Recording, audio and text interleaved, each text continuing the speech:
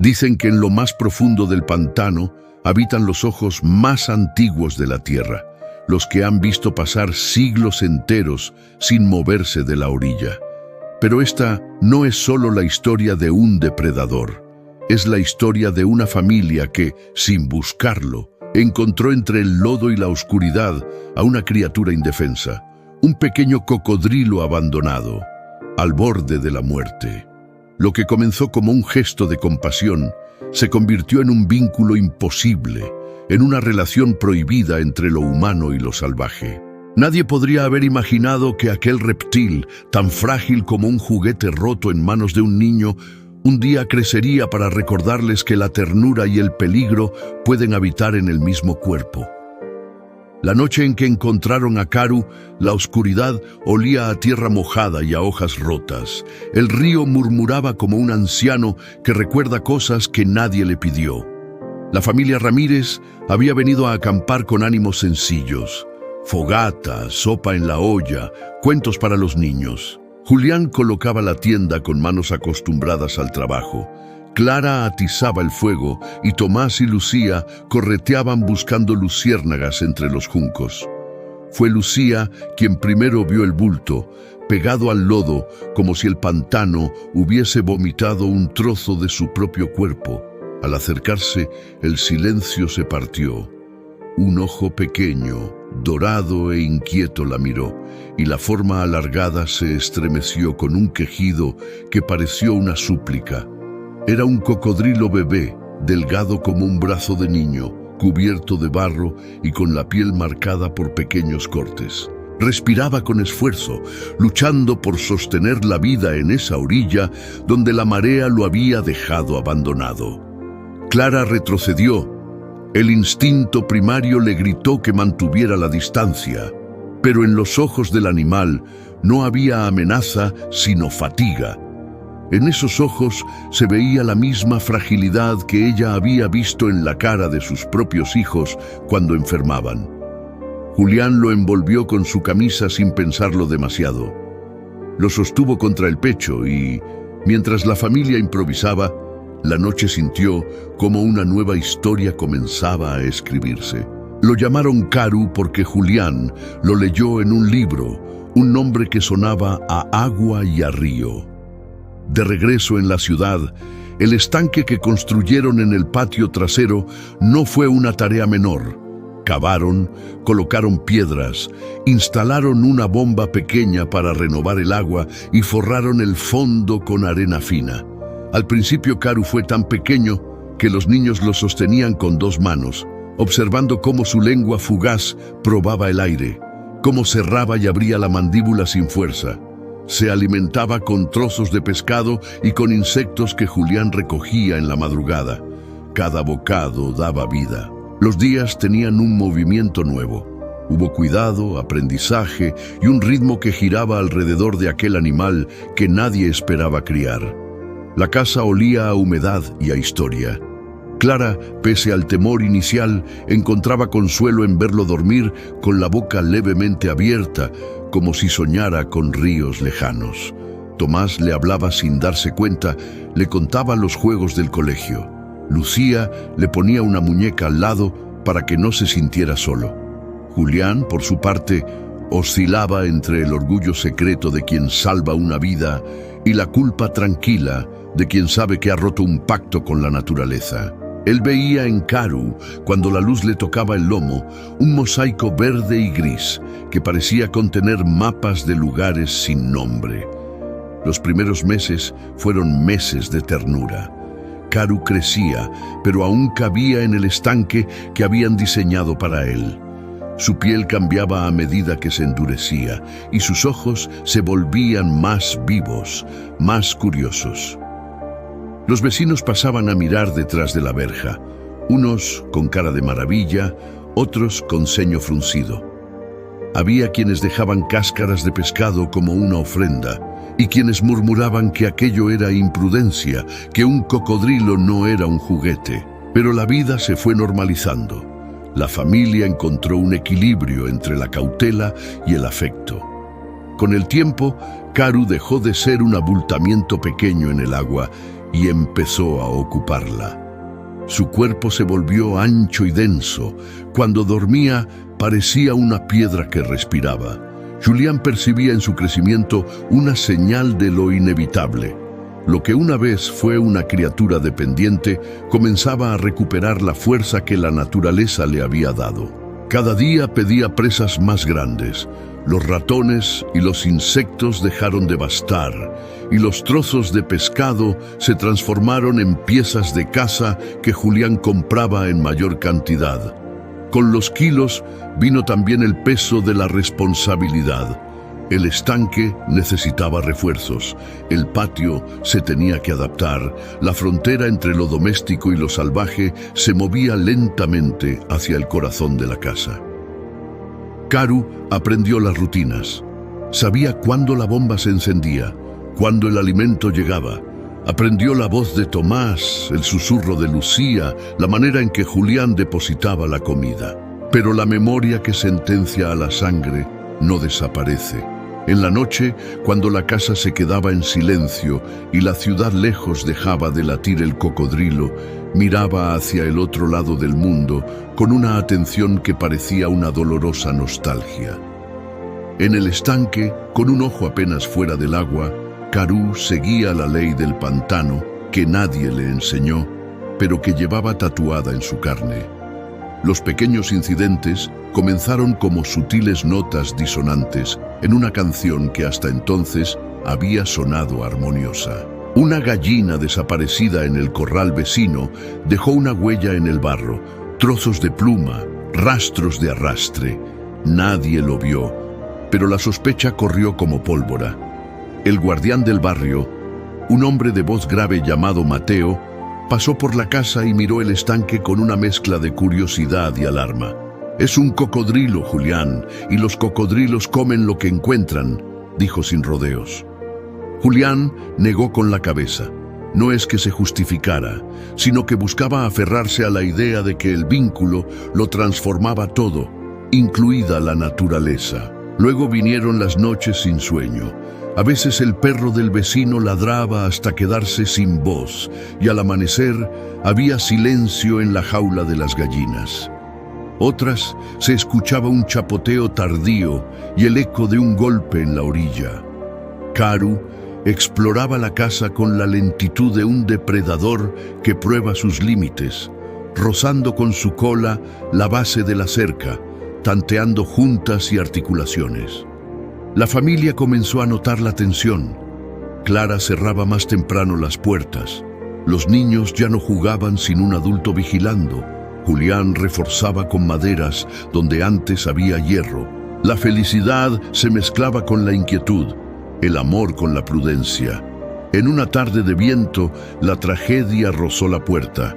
Lucía dejó la puerta del patio entreabierta para que entrara el calor. En ese minuto, en un descuido humano, Karu empujó. No fue con fuerza, fue con curiosidad. Su cabeza se alargó fuera del estanque, sus mandíbulas rozaron la sombra de una mano y todo pudo haber ocurrido.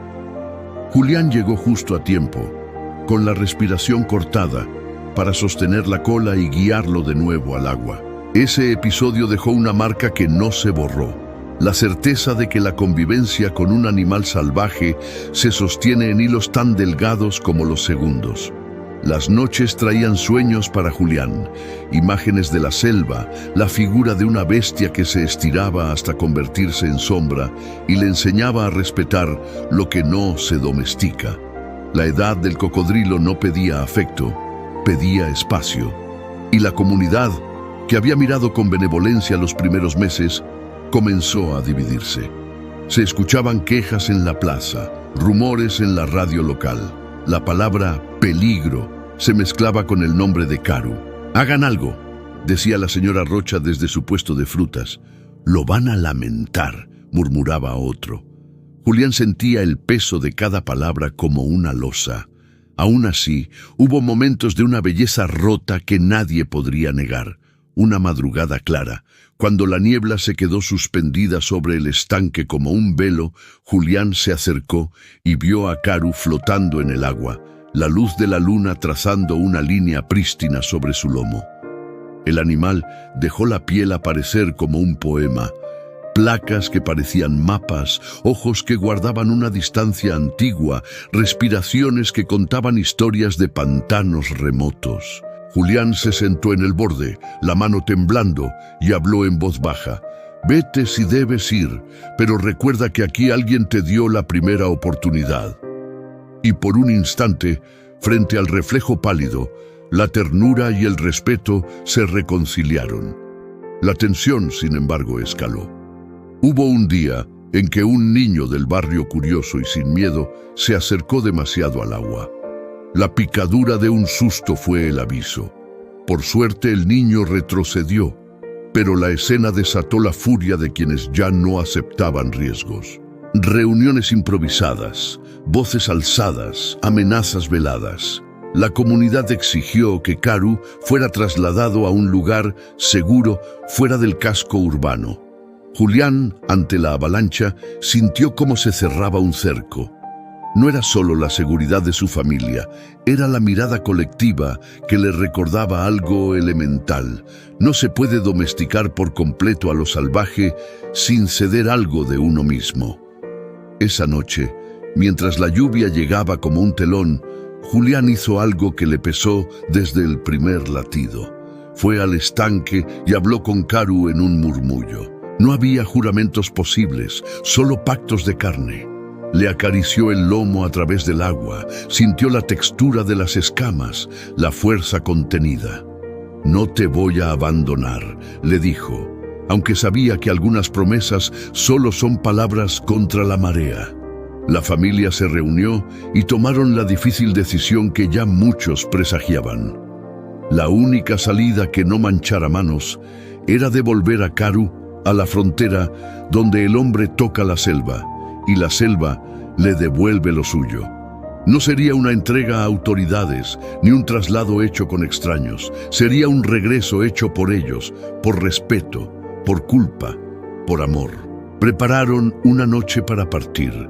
Cargaron el camión con cuidado, hicieron un cajón amplio que no lastimara al animal y Julián lo miró con esa mezcla de dolor y gratitud que solo da el sacrificio.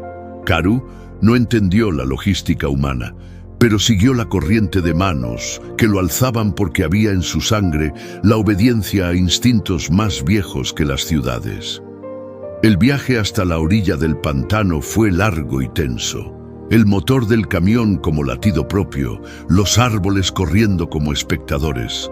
Al llegar, la bruma se extendía y la voz del río pareció reconocerlo. Cuando abrieron el cajón, Karu salió como quien recuerda el idioma de la tierra. Primero el hocico, luego las patas, luego el cuerpo entero que buscó el barro con una familiaridad que hizo llorar a Clara. Julián se arrodilló y apoyó la frente en el terreno húmedo. «Ve y vive», dijo con la voz rota. Karu se volvió una vez, mirando al hombre que le había dado casa, y en ese instante la familia entendió lo que siempre supieron en secreto. El acto de cuidar incluye el acto de dejar ir. Karu se internó en la maleza, desapareció entre raíces y hojas, y el pantano lo tragó con una paciencia ancestral. El silencio que quedó detrás no fue exactamente vacío, fue una calma vigilante, una espera. La vuelta al pueblo fue silenciosa.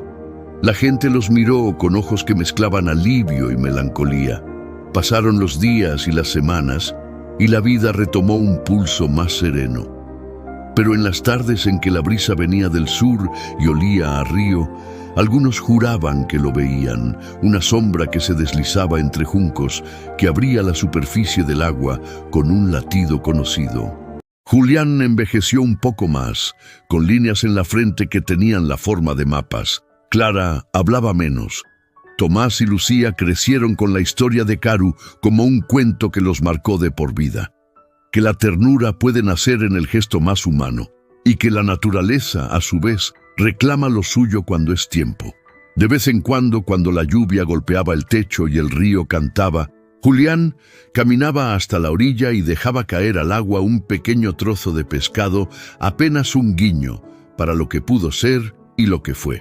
La historia de Karu se hizo leyenda en el barrio, Algunos la contaban como advertencia, otros como prueba de que el hombre puede equivocarse y aún así elegir la mejor ruta que conoce.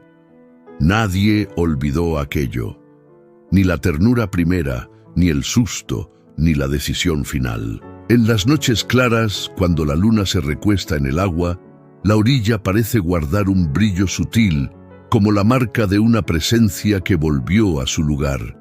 Y quienes pasaban por allí juraban, en voz baja, que a veces, solo a veces, veía una silueta alargada moverse lejos, llevando consigo el rumor de un nombre que aprendieron a pronunciar con respeto: Karu. El río, testigo inmóvil de tantas despedidas, guardó silencio después de que Karu desapareció en la espesura. Aquella noche el agua no sonó como un anciano cansado, sino como un guardián que acaba de recibir un secreto. La familia Ramírez volvió a casa con las manos vacías, pero con el corazón lleno de cicatrices invisibles. Y aunque intentaron continuar la rutina, la ausencia se filtraba en los rincones como humedad.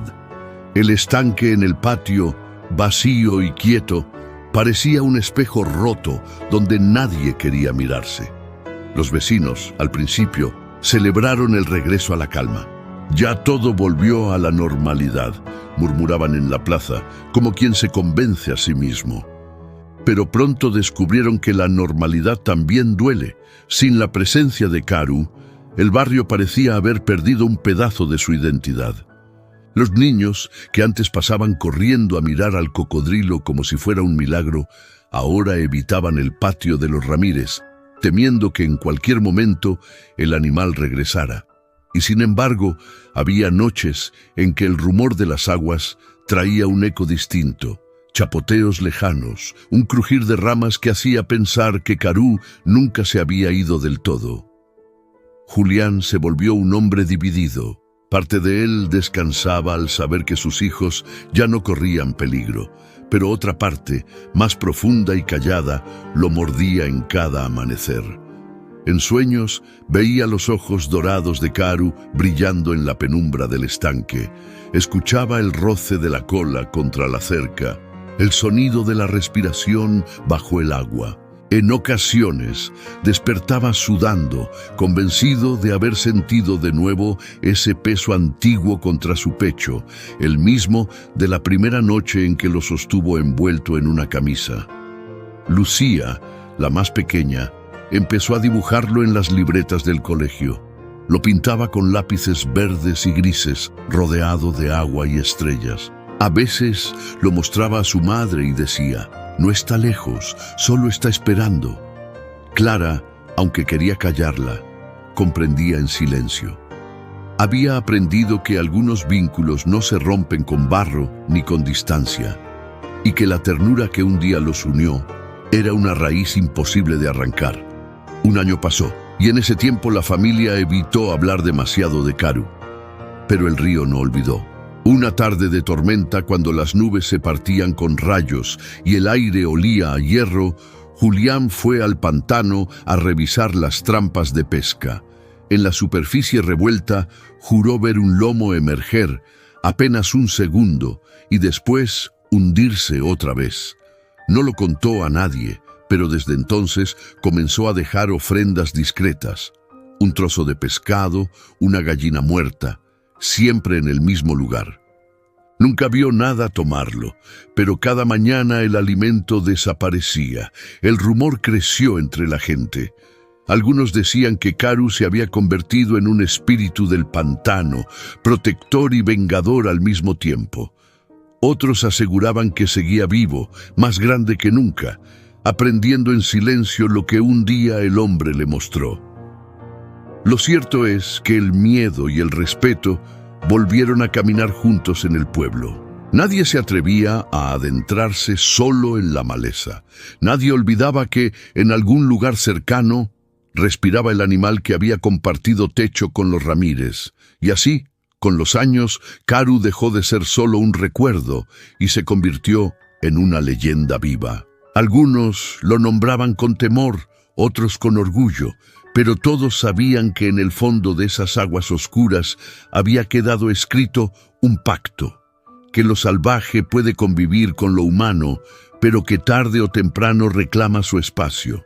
Julián, envejecido, entendió que la verdadera herencia de Karu no había sido el miedo ni la ternura, sino la lección más honda, que lo que amamos de verdad nunca nos pertenece del todo. El río siguió cantando, las generaciones cambiaron, y cada vez que una sombra se movía entre los juncos, los niños repetían con voz baja el nombre que jamás debía olvidarse: Karu. Si esta historia tocó tu corazón, no olvides seguirme y compartir lo que sentiste en los comentarios.